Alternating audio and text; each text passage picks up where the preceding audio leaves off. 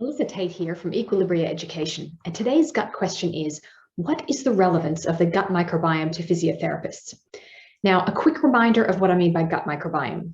This is the term that's commonly used for the total population of bacteria in the colon and its associated functions. A similar term is the gut microbiota. A healthy gut microbiome is made up of a vast array of different bacteria, the gut microbiota, that working together create health benefits to you, their landlord. Most of these health benefits occur under the radar, with you only aware of disturbances once you develop problems.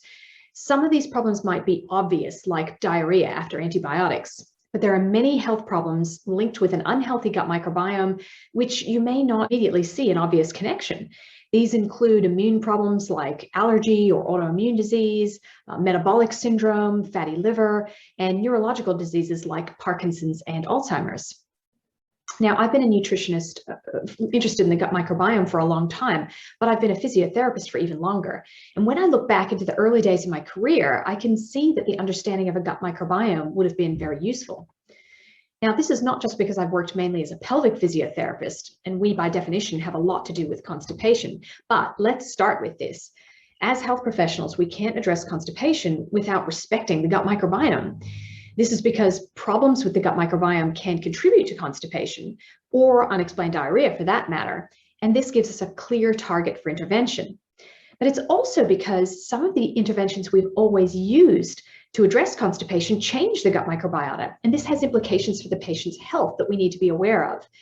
You'd be surprised to discover the effects of some commercially available products on the gut microbiome, and you may not accurately predict whether there are positive or negative effects on the microbiome of things like senna-containing laxatives, Movicol, and lactulose.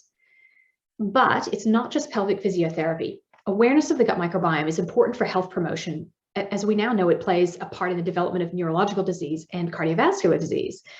These are patients we will eventually see with Parkinson's disease or post-stroke. Risk reduction should always be on our minds as health professionals. Microbiome science is developing at a rate of knots. As a physio student in the 1990s, I remember learning that Guillain-Barré syndrome seemed to strike relatively young people seemingly at random. We now know that gastrointestinal infection and subsequent microbiome disturbance is a trigger for development of this deteriorating neurological disorder. Keeping up with the microbiome research will enhance our understanding of this and many other conditions that we work with. That's all from me for now. See you next time on the Gut Digest.